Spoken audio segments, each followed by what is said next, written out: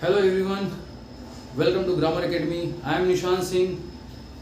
Today I came here with new topic tense. You can say it kal, samay. Now we are going to learn about tense. Let's start. There are three types of tense. First present, second past and third future.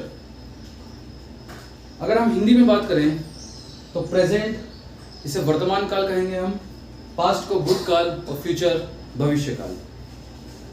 Basically ये तीन tense हमें पढ़ाए जाते हैं और बताए जाते हैं जिनका हमें नॉलेज भी होता है। लेकिन आज जो हम पढ़ने वाले हैं वो इन तीनों टेंस के 4 पार्ट्स होते हैं। Every tense has 4 parts. इनकी डिटेल आज हम जानने वाले हैं। सबसे पहले हम बात करते हैं इन तीन टेंस की। काल के ये जो 3 प्रकार होते हैं, 3 टेंस होते हैं, इसका कब और कैसे यूज करना होता है। First we start with present. वर्तमान काल से हम शुरू करते हैं। इस टेंस का यूज हमें तब करना होता है जब हमें यूनिवर्सल ट्रूथ के बारे में अगर हम बात कर रहे हैं, ऐसा सत्य जिसे कभी भी बदला नहीं जा सकता, उस बारे में हम बात करें तो हम प्रेजेंट के बारे में बात करेंगे। जैसे सूर्य पूर्व से उगता है। अब ये ऐसा यूनिवर्सल ट्रूथ है जिसे आप चेंज नहीं कर सकते। वह सुबह देर से उठता है। ये आप जो बात कर रहे हैं वो किसी की आदत के बारे में बात कर रहे हैं। तो जब आप किसी की आदत के बारे में बात कर रहे हैं, डेली होने वाली चीजों के बारे में बात कर रहे हैं या यूनिवर्सल ट्रूथ के बारे में बात कर रहे हैं, तब आप प्रेजेंट का सिंपल सेक्शन का यूज करेंगे। पास्ट में हम उन चीजों की बात करते हैं जो बीत चुकी है, जो हो चुकी है। और फ्यूचर, इसमें हम आने वाले समय के लिए बात करते हैं। ओके, तो आगे बढ़ते हैं। ये तो मैंने आपको बेसिक कॉन्सेप्ट बता दिए हैं प्रेजेंट, पास्ट और फ्यूचर के। फिर हमें इधर ध्यान देना होगा कि हर टेंस के 4 पार्ट्स होते हैं। इन 4 पार्ट्स को 1 बाय 1 अभी हम ब्रीफली एक्सप्लेन करेंगे, उसके बाद हम डिटेल में इनकी तरफ जरूर जाएंगे। बात करते हैं अगर हम सिंपल टेंस की। सिंपल का मतलब होता है सामान्य, कॉन्टिन्यूस का मतलब निरंतर, परफेक्ट का मतलब पूर्ण और परफेक्ट कॉन्टिन्यूस का मतलब होता है पूर्ण निरंतर। तो जब हम बात करते हैं इन 4 पार्ट्स की, तो हमें बेसिकली ये जानना जरूरी होता है कि क्यों हर टेंस को इन 4 पार्ट्स में बांटा गया है। तो पहले हम बात करते हैं सिंपल की। सिंपल का मतलब ये होता है कि नॉर्मली जब आपको किसी टेंस के बारे में ये कहना है कि ये कुछ चीजें, प्रेजेंट की बात करते हैं कि कुछ चीज होती है, मैं भोजन करता हूँ, वह सुबह जल्दी उठता है या सूर्य पूर्व से उगता है, तो इसमें आपको कोई ऐसा जो यूनिवर्सल ट्रूथ होता है या किसी की कोई आदत होती है उसके बारे में बात करना है, तो आप सिंपल का यूज करेंगे प्रेजेंट में।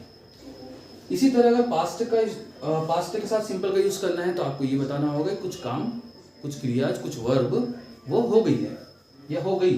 फ्यूचर की बात करें तो कुछ आने वाले समय के लिए बात करते हैं आपकी। मैं स्कूल जाऊंगा, मैं बाजार जाऊंगा, मैं खाना खाऊंगा, मैं उठ जाऊंगा या व्हाटएवर, इस तरह के आप सेंटेंस बना सकते हैं। कॉन्टिन्यूस की बात करें, कॉन्टिन्यूस का मतलब होता है रहा। अगर आप प्रेजेंट की बात कर रहे हैं, प्रेजेंट के साथ में कॉन्टिन्यूस के यूज कर रहे हैं तो आप कहेंगे रहा है। पास्ट के साथ रहा था, फ्यूचर के साथ रहा होगा। वह लिख रहा होगा, he will be writing। वह चल रहा है, he is walking। इसका जो स्ट्रक्चर रहेगा उसके लिए आगे बात करेंगे डिटेल में। फिर इसी तरह अगर आप परफेक्ट की बात करते हैं, परफेक्ट का मतलब होता है पूर्ण, जो कार्य हो चुका है। अगर प्रेजेंट की बात करें तो कुछ कार्य हो चुका है, मैं अपना कार्य पूर्ण कर चुका हूँ, I have done my work. Past की बात करें तो कोई कार्य हो चुका था, वह अपना कार्य पूर्ण कर चुका था, he had done his work. अगर फ्यूचर की बात करें कि परफेक्ट में वह अपना कार्य पूर्ण कर चुका होगा, तो आप कहेंगे he will have done his work. ऐसे ही अगर हम परफेक्ट कॉन्टिन्यूस की बात करें, इस परफेक्ट कॉन्टिन्यूस का मतलब ये होता है कि कुछ चीज, अगर प्रेजेंट की बात करते हैं, प्रेजेंट में परफेक्ट कॉन्टिन्यूस, तो आप ये कहना चाह रहे हैं कि कुछ काम पहले से चल रहा है, शुरू किया है, जो अभी भी चलता आ रहा है। तो इसमें आप कहेंगे कि वह सुबह से पढ़ता आ रहा है, तो आप कहेंगे he has been studying since morning.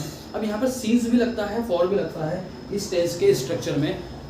कब हमें सिंस का यूज करना है, कब फॉर का यूज करना है, वो हम आगे जब डिटेल इन सभी टेंसेस की देखेंगे, इन सभी पार्ट्स की देखेंगे, फिर हम उसमें बात करते हैं। अब यहाँ पास्ट की बात कर रहे हैं कि पास्ट में परफेक्ट कॉन्टिन्यूस, इसका मतलब कुछ काम पहले शुरू हुआ था और जब हम पहुंचे वहां पर, जब हमने देखा तब भी वह काम चलता आ रहा था।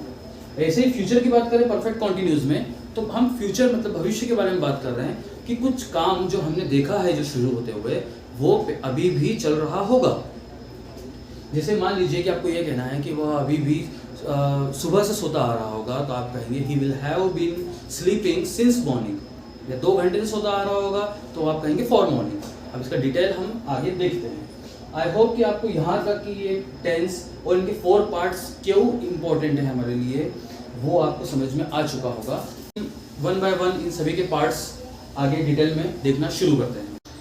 चलिए शुरू करते हैं हम टेंस का जो हमने पार्ट्स अभी देखे थे, मेन पार्ट्स के भी, मेन टेंस के जो पार्ट्स होते हैं उसमें सबसे पहला था सिंपल। अब सिंपल के हम तीनों टेंसेस का 1 बाय 1 डिटेल देख लेते हैं। अब बात करते हैं सबसे पहले प्रेजेंट की। प्रेजेंट में आपकी जो पहचान होती है कि कोई वाक्य अगर आप हिंदी में कह रहे हैं तो उसे कैसे पहचानेंगे कि वो सेंटेंस या जो हिंदी का वाक्य है वो प्रेजेंट सिंपल का है या नहीं। तो उसके लिए वाक्य के लास्ट में आपको देखना होगा ता है, ती है, ते है। अगर ये वाक्य के लास्ट में लिखे हुए हैं आपके हिंदी के वाक्य के, तो आप पहचान जाएंगे कि ये सिंपल प्रेजेंट का है। लेकिन आगे हम बात करेंगे, कभी ये रिक्वायरमेंट नहीं है, ऐसा फिक्स नहीं है कि ता है, ती है, ते है लिखा हुआ आएगा तो ही वो सिंपल प्रेजेंट का है। कई वाक्य ऐसे होते हैं जिसे आपको समझना होगा कि वो सिंपल प्रेजेंट का है। अब इस बात करते हैं स्ट्रक्चर की, कैसे हम वाक्य को बनाएंगे, कैसे कौन सी चीज़ कब कहाँ रखनी है, वो उसे कहते हैं स्ट्रक्चर। अब बात करते हैं सिंपल प्रेजेंट के स्ट्रक्चर की, तो उसमें सबसे पहले आप बात करेंगे सब्जेक्ट की। यहाँ पे मैंने शॉर्ट फॉर्म का यूज किया है सब्जेक्ट, उसके बाद वर्ब की फॉर्म। वर्ब का मतलब होता है क्रिया, तो यहाँ पर क्रिया के फॉर्म, वर्ब के फॉर्म आपको लर्न होने चाहिए। जो हमें यूज किए जाते हैं वो वर्ब के 4 फॉर्म, 5th फॉर्म तक यूज किया जाता है इसमें, जो मैंने पहले वीडियोस में आपको बता चुका हूँ। अभी वर्ब का फर्स्ट फॉर्म यूज कर रहे हैं। उसके साथ में अभी देखेंगे कि यहाँ पर लिखा हुआ SES, SES के बाद में लिखा हुआ है ऑब्जेक्ट, जो मैंने शॉर्ट फॉर्म में लिखा हुआ है। अब ये तो हो गया स्ट्रक्चर। अब स्ट्रक्चर के बाद में हम बात करते हैं कि ये SES का यूज हमें क्या सभी वर्ब्स के साथ करना है या किसी स्पेसिफिक वर्ब्स के साथ में करना है, और वर्ब्स के साथ में भी करना है तो क्या सभी सब्जेक्ट के साथ में करना है, वो हम आगे देख लेते हैं। अब बात करते हैं SES की। SES का यूज आपको उन्हीं वर्ब्स के साथ में करना है जिसका सब्जेक्ट, जिस सेंटेंस पे subject he, she, it, name हो। आई मीन टू से कि जब भी सिंगुलर अगर सब्जेक्ट होता है तब आपको वर्ब के साथ में SES का यूज करना है। अब आप थोड़ा सा कंफ्यूजन होगा आपको, सर एस का यूज कब करना है और ES का यूज कब करना है। ओके, वो डिटेल से भी हम आपके डाउट्स क्लियर कर देते हैं कि ES का यूज कब करना होगा आपको, जब भी वर्ब, ये वर्ब के लास्ट में O, S, CH, SH, X और SS होता है, तब आपको उस वर्ब के आगे ES लगाना है। रिमेंबर कि यहाँ पर आपको ये ध्यान रखना है कि SES का यूज आपको तभी करना है जब सब्जेक्ट आपका सिंगुलर हो।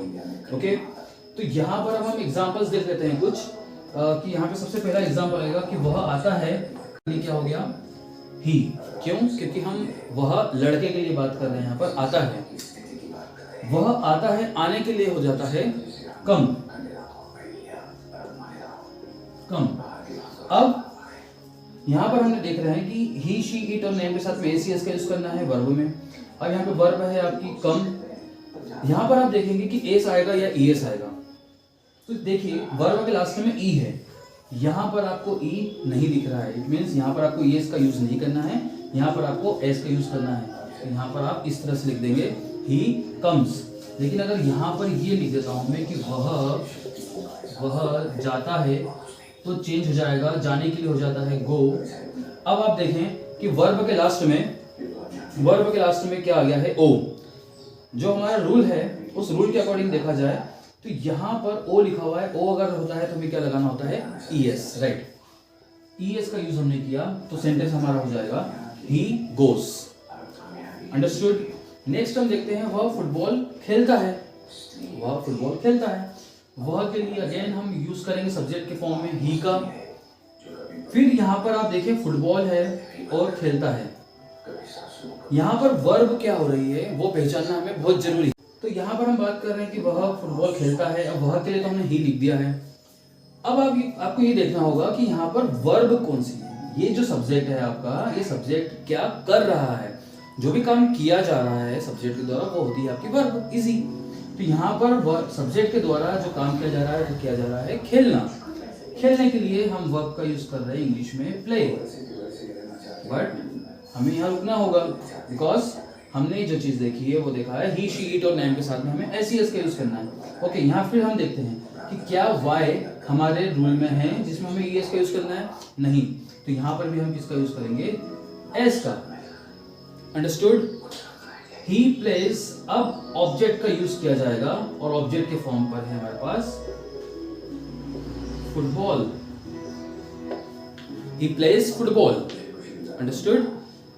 ये हो गया आपका सिंपल में प्रेजेंट का सेक्शन जिसमें ता है, ती है, ते है देखना होता है। बट मैंने आपको जैसा पहले भी बताया है कि जरूरी नहीं है, ऐसा कंपलसरी नहीं कि हमेशा आपके सेंटेंस के लास्ट में ता है, ती है, ते है आएगा। कभी कभी आप इस तरह से भी हो सकता है, एक सेंटेंस बन सकता है, मुझे आशा है, मुझे आशा है। ओके, मुझे आशा है। यहां पर इसके अकॉर्डिंग ही बनेगा क्योंकि आप ये नॉर्मल बात कर रहे हैं, एक प्रेजेंट सिंपल की बात कर रहे हैं, तो यहां पर आपका बन जाएगा आई और आशा है कि लिया जाएगा आई हो। क्या हम एसीएस का यूज करेंगे इस वर्ब में? तो हम यहां देखेंगे नहीं, आई क्योंकि सिंगुलर फॉर्म है, यू सिंगुलर फॉर्म है, बट आई और यू का छोड़कर जो सिंगुलर फॉर्म है उनके साथ हमें एसीएस का यूज करना है। अंडरस्टूड? ओके, तो हम बात कर लेते हैं सिंपल प्रेजेंट में। अभी तक हमने उसके अफर्मेटिव सेंटेंस का स्ट्रक्चर देख लिया है, अब बात कर लेते हैं इंट्रोगेटिव और नेगेटिव। इंट्रोगेटिव की स्ट्रक्चर में अभी हमारे पास हेल्पिंग वर्ब नहीं है तो हम डू और डज का यूज करेंगे।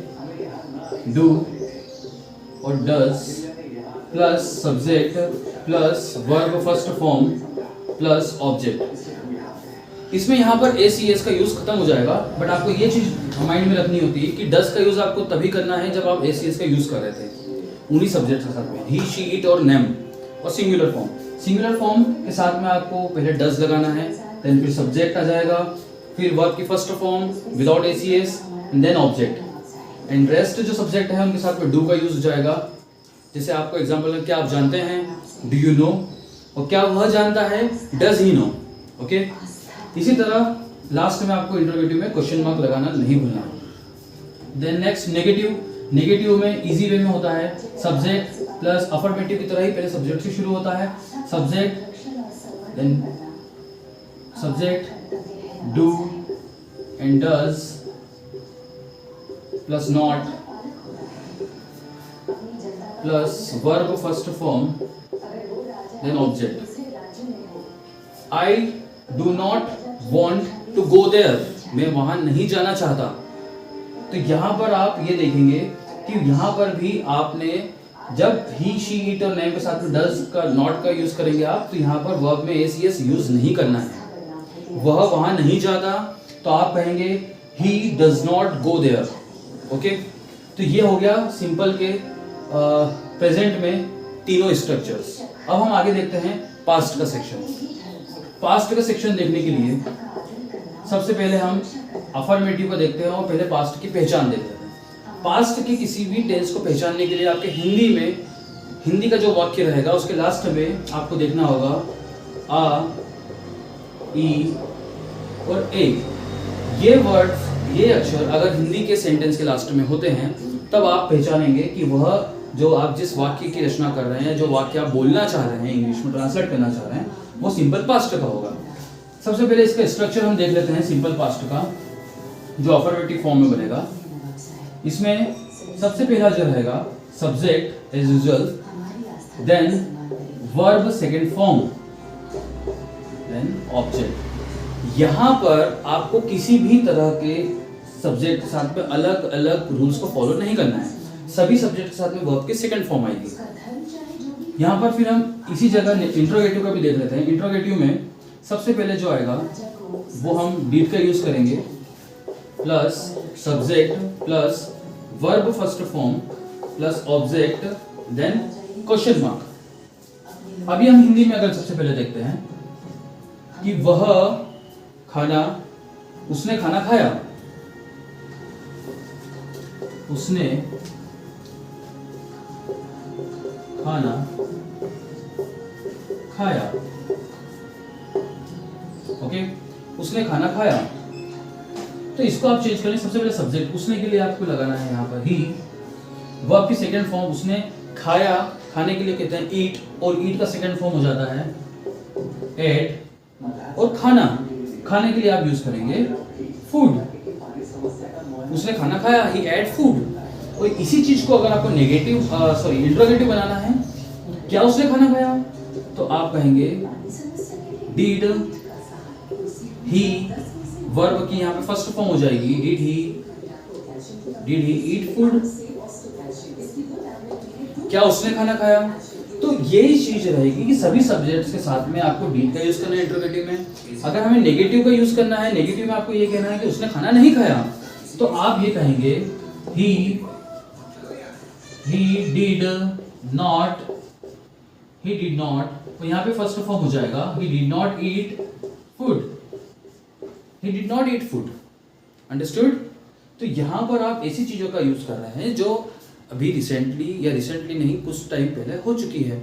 उसने खाना खाया, क्या उसने खाना खाया, उसने खाना नहीं खाया। अंडरस्टूड। ये चीज हो गई है कंप्लीट। अब सिंपल फ्यूचर के बारे में हम बात कर लेते हैं कि सिंपल फ्यूचर के सेंटेंसेस किस तरह इंग्लिश में बनाए जाते हैं। सिंपल फ्यूचर, इसकी जब हम पहचान के बारे में बात करते हैं कि अगर आपको हिंदी सेंटेंस, आप जिसके बारे में जो बोलना चाह रहे हैं, वो अगर आपको पहचानना है कि कौन सा सिंपल फ्यूचर होगा, बिकॉज आप इसके पहले जान चुके हैं कि फ्यूचर में भी 4 पार्ट्स होते हैं, तो अब हमें पहचानना है कि सिंपल फ्यूचर कौन सा है। तो उसके लिए आपको देखना होगा कि हिंदी सेंटेंस के लास्ट में गा, गी और गे, इसका अगर आपको ये वर्ड्स दिखते हैं, ये अक्षर या शब्द दिखते हैं, तो आप पहचान जाएंगे कि ये सिंपल फ्यूचर का है।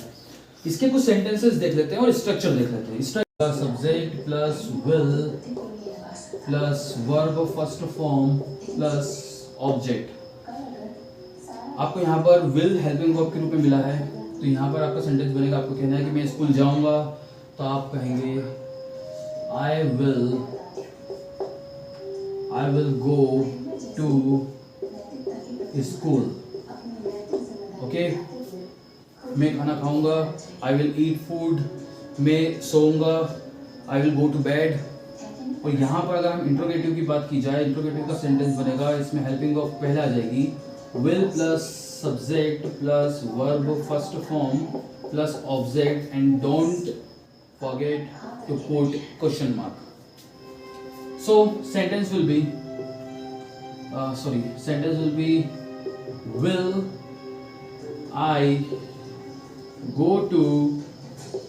will I go to school? Understood? And then question mark. Will I go to school? And then आपको नेगेटिव सेंटेंस बनाना है, तो नेगेटिव सेंटेंस के लिए you can use not after will. I will not go to school. I will not go to school. मैं school नहीं जाऊंगा। अब ऐसा बोलना तो नहीं चाहिए, स्कूल जाना चाहिए, लेकिन ये हमने सिर्फ सेंटेंस बनाया है, तो बेसिकली मैं स्कूल नहीं जाऊंगा। ओके। तो ये हो गया फ्यूचर के, हमने अफर्मेटिव, नेगेटिव, इंट्रोगेटिव, नेगेटिव देख लिया है। अब इसकी ये पहचान थी जो हमने देख ली है। तो यहाँ तक हमने देखा सिंपल के तीनों टेंस जिनका यूज़ किस तरह से किया जाता है। आप भी इसकी प्रैक्टिस कीजिएगा, इसे वीडियोस को रिवाइज करके देखिएगा कि किस तरह से इसकी प्रैक्टिस की जाती है, कैसे सेंटेंस बनाए जाते हैं, और सेंटेंस बनाने की प्रैक्टिस करके उसे अपने फ्रेंड्स के साथ में इस वीडियो को जरूर शेयर कीजिएगा। अब हम बात करते हैं कॉन्टिन्यूस की। अब कॉन्टिन्यूस के लिए आगे हम तीनों टेंस देखने वाले हैं। जल्द ही आपके सामने सिंपल के बाद कॉन्टिन्यूस का एक नया वीडियो अपलोड करने वाले हैं, तो आप बने रहें, जुड़े रहें हमारे चैनल के साथ। अभी तक जिन्होंने चैनल को सब्सक्राइब नहीं किया है, वो चैनल को सब्सक्राइब करें, अपने फ्रेंड के साथ शेयर करें और लाइक करना ना भूलें।